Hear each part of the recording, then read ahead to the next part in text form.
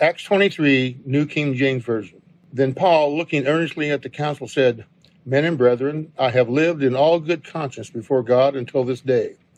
And the high priest Ananias commanded those who stood by him to strike him on the mouth. Then Paul said to him, God will strike you, you whitewashed wall, for you sit to judge me according to the law, and do you command me to be struck contrary to the law? And those who stood by said, Do you revile God's high priest? Then Paul said, I did not know, brethren, that he was high priest, for it is written, You shall not speak evil of a ruler of your people. But when Paul perceived that one part were Sadducees and the other Pharisees, he cried out in the council, Men and brethren, I am a Pharisee, the son of a Pharisee. Concerning the hope and resurrection of the dead, I am being judged. And when he had said this, a dissension arose between the Pharisees and the Sadducees, and the assembly was divided. For Sadducees say there is no resurrection, and no angel or spirit, but the Pharisees confess both. Then there arose a loud outcry, and the scribes of the Pharisees' party arose and protested, saying, We find no evil in this man. But if a spirit or an angel has spoken to him, let us not fight against God. Now when there arose a great dissension, the commander, fearing lest Paul might be pulled to pieces by them, commanded the soldiers to go down and take him by force from among them, and bring him into the barracks. The following night the Lord stood by him and said, Be of good courage, Paul, for as you have testified for me in Jerusalem, so you must also bear witness at Rome. And when it was day, some of the Jews banded together and bound themselves under an oath, saying that they would neither eat nor drink till they had killed Paul. Now there were more than 40 who had formed this conspiracy. They came to the chief priests and elders and said, We have bound ourselves under a great oath that we will eat nothing until we have killed Paul.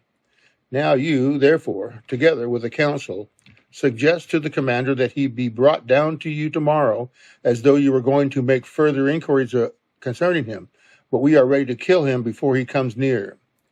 So when Paul's sister's son heard of their ambush, he went and entered the barracks and told Paul.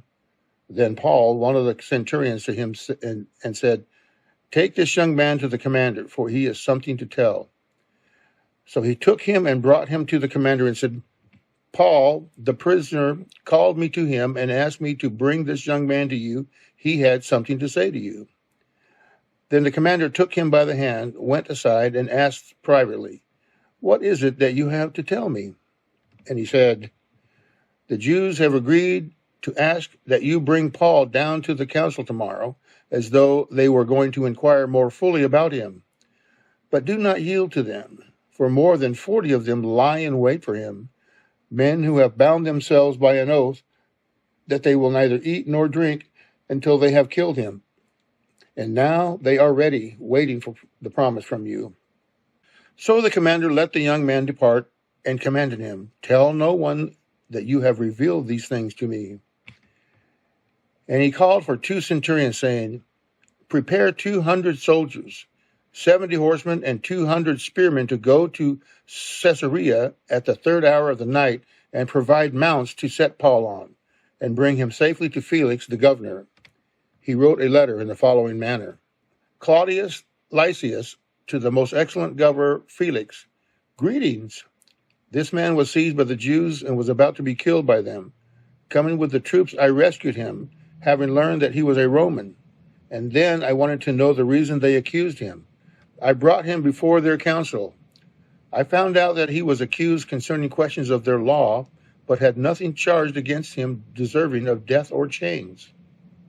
And when it was told me that the Jews lay in wait for the man, I sent him immediately to you, and also commanded his accusers to state before the charges against him.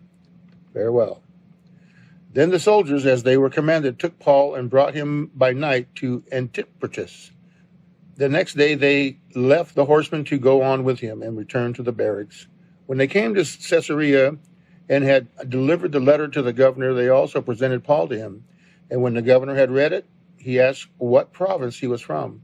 And when he understood that he was from Cilicia, he said, I will hear you when your accusers also have come. And he commanded him to be kept in Herod's praetorium.